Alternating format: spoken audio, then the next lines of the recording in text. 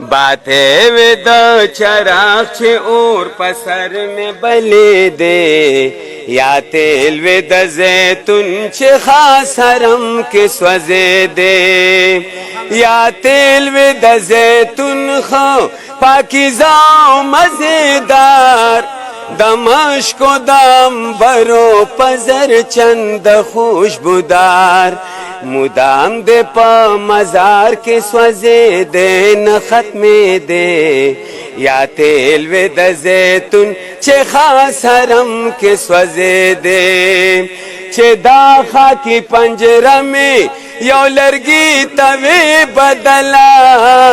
जोड़ाते हरम द पारवे यव दुर्शला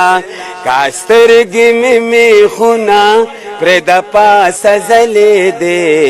या तेल वे द जैतून चे खास हरम के स्वजे दे अफसोस चे दार गुना द बदन में वो हरीर जोड़ शवे त्रेन मिसर के गिलाफ बेनजीर तर हशरा पमद फंद मोहम्मद के गड़े दे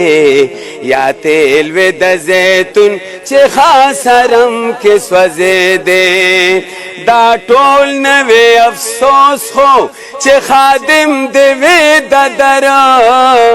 जारू पला स्वलाल वे मिर्जा जख्मी जिगर खिदमत के गर्दन कुलतन बदन मिसले दे खिदमत के गर्दन कुलतन बदन मिसले दे या तेल वे द जैतून चे खास हरम के स्वजे दे बातें वे द चराग चे ओ पसर में बले दे या तेल वे द जैतून चे खास हरम के स्वजे दे दारा दो ऐसे बा पढ़ दे जैसे सो अरमान दे पदी उम्र के पढ़ जुबान से ख्वाहिश लरी रोजान बस बाल बच्चे दार यू द दे बच्चो द पार मंडे तरले वाऊ दा जमा के शरेज वे दे मोहसिन एहसान د دنا مشر دی جمال شاه افغانی دا غنه مشر دی احمد شاه ابدالي د دوی کشره خور د هناګل نورانی نو دا زما بچی دی مونږه میا سید فیملی سره تعلق لرو او د 400 اوسیدونکو خپل خواهش کتون کو ته وایا داس یو ادوره خواهش تا چې کاش په دې عمر کې زما د خواهش پوره شي چې زه لکه هم زما د بچپن نوم دا خواهش ته چې زه یو عظیم فنکار جوړ شم فنکار سنگینګ سره ډیر شوق دی شاعري سره مې ډیر شوق دی زمانی کې او د پښتو عظیم شاعرو نو بس زه چې زما ما د فن علاوه ما بل څه کړی نه دي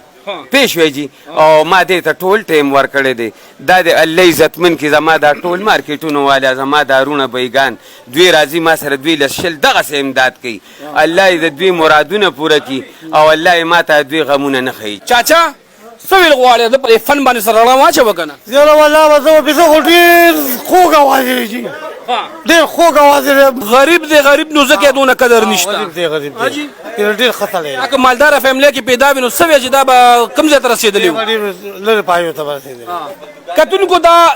چې کوم دی یو غریب مزدور دی دا که تکړه سړي اولاد یا پیسو والا وي یا مال دولت والا وي یقینو که چې دی به چې کوم دی نن سبا په پراډو کې ګرځېدی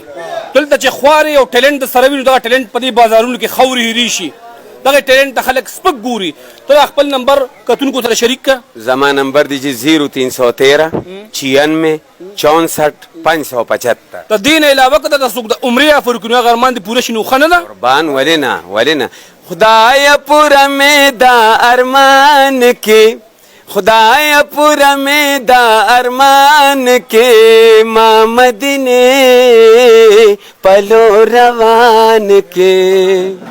سبحان الله بس دا چې کوم دی د نوم درانه هېر شو یار سید خالق شاه سحر سید خالق شاه سحر صاحب چې کوم دی دا یوه سټوري ده